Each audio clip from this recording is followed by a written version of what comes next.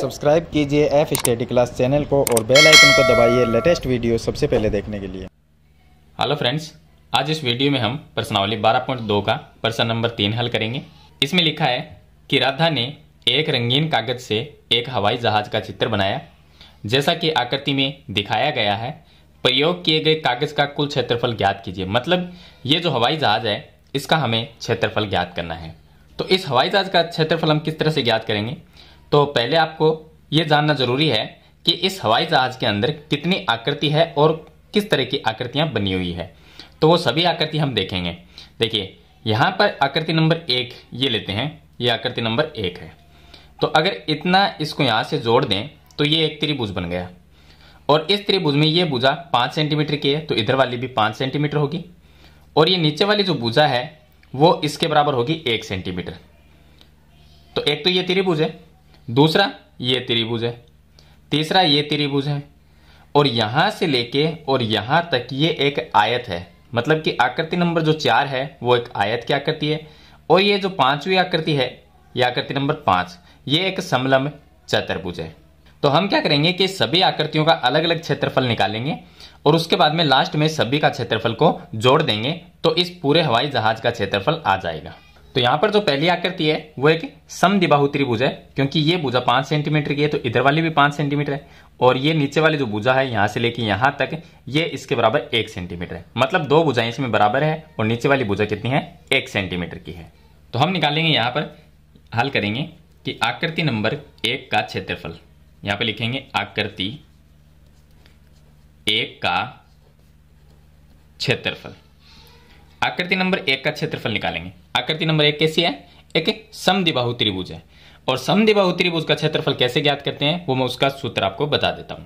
तो यहां पर देखिए समद्विबाहु त्रिभुज का अगर क्षेत्रफल निकालना है तो हम निकाल सकते हैं 1/2 गुणा आधार गुणा ऊंचाई से और एक ये भी होता है a/4 और अंडर रूट में 4b² माइनस a²। इसका मतलब मैं बताता हूं क्या होता है। a का मतलब यहां पर आधार हो गया और b जो बराबर जो भुजाएं होती है, दो भुजा बराबर होती है समद्विबाहु त्रिभुज में, तो उनमें से एक भुजा हो जाएगी और यहां पर a है फिर से ये आधार आ जाएगा। तो एक ये सूत्र भी होता है और तीसरा सूत्र ये है हीरोन का सूत्र जिससे हम त्रिभुज का क्षेत्रफल निकाल सकते हैं। तो इन तीनों से ही हम त्रिभुज का क्षेत्रफल निकाल सकते हैं लेकिन यहां पर आधार और ऊंचाई होनी चाहिए, इसके अंदर भी आधार और एक भुजा होनी चाहिए और इसके अंदर तीनों भुजाएं होनी चाहिए। हीरोन का सूत्र से अगर निकालते हैं तो त्रिभुज की तीनों भुजाएं होनी जरूरी है। तो आकृति नंबर जो 1 है वो इस तरह की आकृति है, एक त्रिभुज की जैसी, और इसके अंदर ये 5 सेंटीमीटर की भुजा है, इधर वाली भी 5 सेंटीमीटर हो जाएगी और नीचे वाली 1 सेंटीमीटर की भुजा है। तो यहां पर तीनों भुजाएं दे रखी है। तो हीरोन के सूत्र से हम इसका क्षेत्रफल निकाल सकते हैं या इस सूत्र से भी निकाल सकते हैं, लेकिन 1/2 आधार गुणा ऊंचाई से नहीं निकाल सकते क्योंकि इसके अंदर ऊंचाई नहीं है। आधार जरूर है लेकिन ऊंचाई नहीं है। तो यहां पर हम हीरोन का सूत्र है वो काम में ले लेते हैं। तो देखिए हीरोन के सूत्र से हम निकालेंगे तो यहां पर पहले हमें अर्ध परिमाप निकालना होगा। अर्ध परिमाप, अर्ध परिमाप कैसे निकलता है? तीनों भुजाओं को जोड़ेंगे तो 5 + 5 + 1 और बट्टे में 2 का भाग दे देंगे। अर्ध परिमाप का मतलब परिमाप जो आता है उसके अंदर 2 का भाग दे देंगे, अर्ध परिमाप आ जाएगा। तो ये आ जाएगा 11/2 और 11/2 को हम लिख सकते हैं 5.5 सेंटीमीटर। अब ये आ गया अर्ध परिमाप। अर्ध परिमाप होता है s का मान आ गया 5.5। हीरोन का सूत्र लगाएंगे। हीरोन का सूत्र क्या होता है? s ब्रैकेट में s माइनस a, फिर होता है s माइनस b और s माइनस c। ये होता है हीरोन का सूत्र, इसके ऊपर अंडर रूट होता है। तो s का मान 5.5 है, यहां पर हम रख देंगे 5.5। यह आ जाएगा 5.5, फिर ब्रैकेट में लिखना है 5.5 माइनस a b c। यहां पर क्या है? a b c, ये तीनों भुजाएं, इसको a मान लेंगे, ये b हो गया, ये c हो गया, ऐसे मान सकते हैं। तो पहली भुजा 5, फिर s माइनस a, s का मान 5.5 माइनस b, दूसरी भुजा कितनी है? 5 है, और फिर से s माइनस c, तो s का मान है 5.5 और माइनस c का मान 1, तीसरी भुजा इसकी, और इस पे पूरे पे अंडर रूट आ जाएगा। तो ये अंडर रूट लगा देंगे। अब इसको हल करेंगे तो ये तो आ जाएगा 5.5 गुणा में इनको माइनस करेंगे तो यहां पर आ जाएगा 0.5, फिर गुणा में ये भी 0.5 आएगा और फिर गुणा में यहां पर आ जाएगा 5.5 माइनस 1 4.5 और इसका हम कर देंगे अंडर रूट। अब यहां से हमें निकालना है इसका रूट निकालना है। रूट निकालने के लिए हम देखिए ये जो 5.5 है इसको हम ऐसा लिख सकते हैं कि 55/10 लिख सकते हैं। फिर यहाँ पर गुणा में इसको लिख सकते हैं 5/10, क्योंकि इसका पॉइंट हटा देंगे फिर से ये आ जाएगा 5/10। फिर गुणा में ये आ जाएगा 45/10। सभी का हमने पॉइंट हटा दिया तो इसके बटे में 10 आ गया। आगे हल करेंगे तो यहाँ पर 10 कितनी बार है? 4 बार। तो 10 × 10 बाहर आ जाएगा रूट से, मतलब कि ये 10 × 10 ये तो आ गया रूट से बाहर। और अंडर रूट में जो रहेगा उसको हम लिख देंगे 55 जो है यहाँ पर जो 5 × 5 है इसमें से भी ये 5 बाहर आ गया, तो यहाँ पर 55 और 45 रह गया। 55 को हम लिख सकते हैं 11 × 5 और गुणा में 45 को लिख सकते हैं 9 × 5।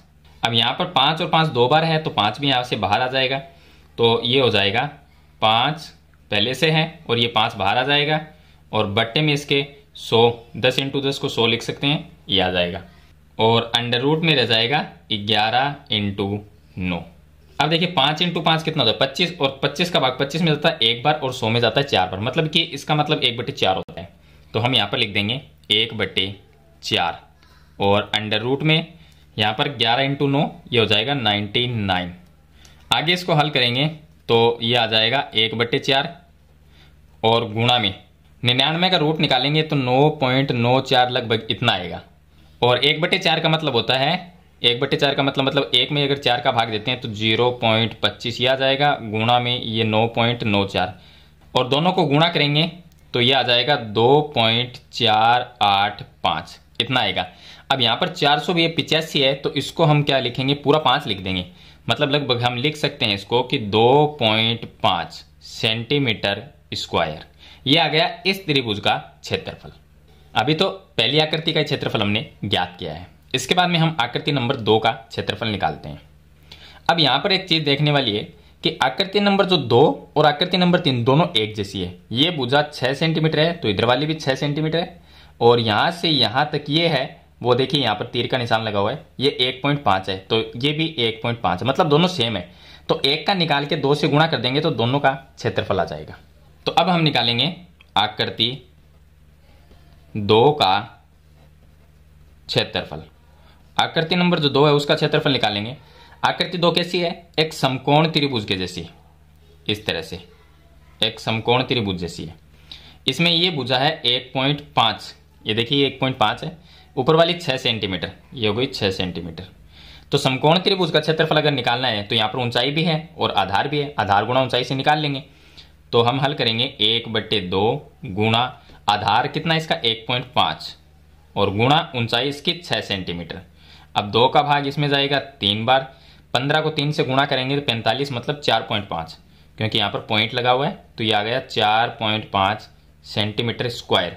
अब ये आकृति 2 का या 3 का क्षेत्रफल देखिए दोनों सेम ही है, इसको हम 2 से गुणा कर देंगे, ये लिख देंगे 2 × 4.5 बराबर में कितना होगा 9 सेंटीमीटर स्क्वायर। ये आ जाएगा 2 और 3 का क्षेत्रफल, इन दोनों का भी निकाल लिया। अब ये रह गया आकृति नंबर 4। आकृति जो 4 है वो एक आयत के जैसी आकृति है, तो यहां पर मैं लिख देता हूं आकृति 4 का क्षेत्रफल। आकृति नंबर 4 का क्षेत्रफल। आकृति जो 4 है वो कैसी है? एक आयत के जैसी, ऐसे लंबी बनी हुई है, इस तरह से ऐसे बनी हुई है। ये इसमें देखिए ये जो भुजा है वो इसके बराबर है 1 सेंटीमीटर, मतलब ये 1 सेंटीमीटर है और यहां से यहां तक 6.5 है, ये हुई 6.5 सेंटीमीटर। आयत के क्षेत्रफल का सूत्र होता है लंबाई गुणा चौड़ाई। तो यहां पर हम क्षेत्रफल निकालेंगे तो लंबाई को चौड़ाई से गुणा कर देंगे।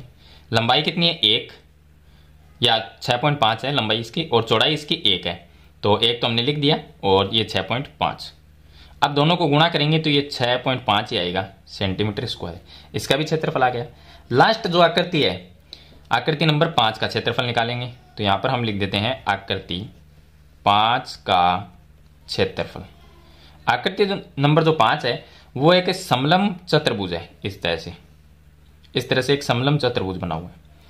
अब देखिए इसमें ये 1 सेंटीमीटर की भुजा है, नीचे वाली पूरी 2 सेंटीमीटर की है और साइड वाले 1-1 सेंटीमीटर की भुजाएं हैं।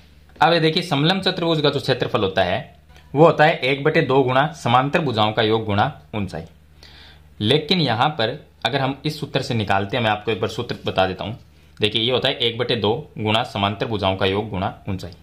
तो समांतर भुजाएं तो है इसमें, एक ऊपर वाली और एक नीचे वाली, इनका तो योग कर देंगे, लेकिन जो ऊंचाई है वो इसमें नहीं है।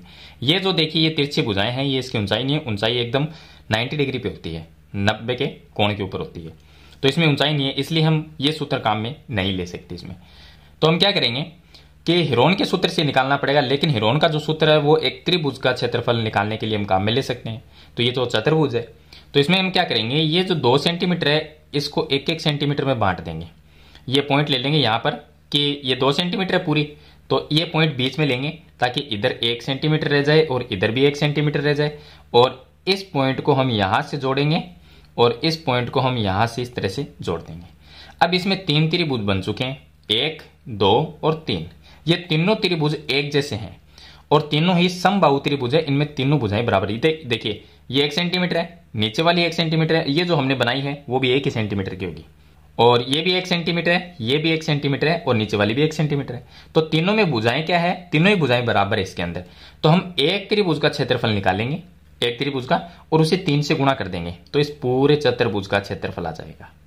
अब ये इसके अंदर जो एक त्रिभुज है वो क्या है, समबाहु त्रिभुज, और समबाहु त्रिभुज का क्षेत्रफल का सूत्र होता है, एक तो होता है √3/4 भुजा स्क्वायर गुणा में, और एक हम हेरोन के सूत्र से निकाल सकते हैं। तो हम सिंपल, या तो आप हेरोन के सूत्र से निकालो या आप समबाहु जो त्रिभुज का क्षेत्रफल है उससे भी निकाल सकते हो। तो समबाहु त्रिभुज का क्षेत्रफल निकालने का सूत्र होता है √3/4 गुणा में भुजा स्क्वायर। अगर पॉसिबल है तो हम इससे भी निकाल सकते हैं, कोई दिक्कत नहीं है। यहां पर हम लिखेंगे 3/4 और गुणा में भुजा कितनी है, तो कोई भी एक त्रिभुज लेंगे, इसकी भुजाएं 1-1 सेंटीमीटर की, तीनों ही बराबर है और तीनों ही त्रिभुज में बराबर है, तो यहां पर लिखेंगे 1 का स्क्वायर। इसको हल करेंगे तो ये आ जाएगा √3/4 और 1 का स्क्वायर 1 को वापिस इससे गुणा करेंगे तो ये आएगा। अब ये एक त्रिभुज का क्षेत्रफल है, हमारे पास में 1, 2, 3 त्रिभुज है, इसको हम 3 से गुणा और कर देंगे। अगर हम इसको 3 से गुणा करते हैं तो ये आ जाएगा 3√3/4। √3 का मान होता है 1.732, तो यहां पर हम लिखेंगे 3 गुणा में 1.732 और बट्टे में आ जाएगा इसके 4। 3 को 1.732 से अगर गुणा करते हैं तो ये आ जाएगा 5.196 और इसके बट्टे में आ जाएगा 4। अगर फिर हम 4 का अगर भाग देते हैं तो ये आएगा 1.299, मतलब ये 299 है, इसको हम 300 लिख सकते हैं। तो लगभग हम इसको लिखेंगे 1.3 लिख देंगे, 1.3 सेंटीमीटर स्क्वायर। ये आ जाएगा ये जो आकृति नंबर 5 है इसका क्षेत्रफल। अब हमने सभी आकृतियों का क्षेत्रफल अलग अलग निकाल लिया, अब हम निकालेंगे इसका कुल क्षेत्रफल। तो यहां पर अगर कुल क्षेत्रफल आपको निकालना है तो कुल में हम सभी का क्षेत्रफल प्लस करेंगे। पहला क्षेत्रफल कौन सा था जो हमने निकाला था, पहला क्षेत्रफल था ये है पहला क्षेत्रफल 2.5, ये आ जाएगा। फिर प्लस उसके बाद में हमने क्षेत्रफल निकाला था 9 सेंटीमीटर, तो ये आ गया 9, प्लस उसके बाद में हमने क्षेत्रफल निकाला था 6.5, तो ये आ जाएगा 6.5, प्लस उसके बाद में लास्ट आकृति है उसका हमने क्षेत्रफल निकाला था 1.3, तो ये आ गया 1.3। इनको प्लस करेंगे तो ये आ जाएगा 19.3 सेंटीमीटर स्क्वायर। ये आ जाएगा इस हवाई जहाज का क्षेत्रफल। तो इस तरह से आपको जो प्रश्न नंबर 3 है उसको हल करना है। इसमें एक हवाई जहाज का चित्र दिया गया है और इस चित्र का हमें क्षेत्रफल ज्ञात करना है। समझना बस इतना है कि इसमें कौन सी आकृतियां बन रही है और कौन सा सूत्र हम काम में लेंगे इसका क्षेत्रफल निकालने के। तो सभी का अलग अलग क्षेत्रफल निकालेंगे और लास्ट में सभी को जोड़ देंगे तो इस हवाई जहाज का क्षेत्रफल है वो आ जाएगा। तो मेरे ख्याल से आपको प्रश्न नंबर 3 का जो हल है वो कंप्लीट समझ में आ गया होगा। फिर भी इसके बारे में कोई सवाल या सुझाव है तो कमेंट बॉक्स में जरूर लिखना। वीडियो पसंद आए तो इसे लाइक और शेयर जरूर कर देना। इस चैनल पर नए तो सब्सक्राइब करना। हम मिलते हैं नेक्स्ट वीडियो में, तब तक के लिए थैंक यू।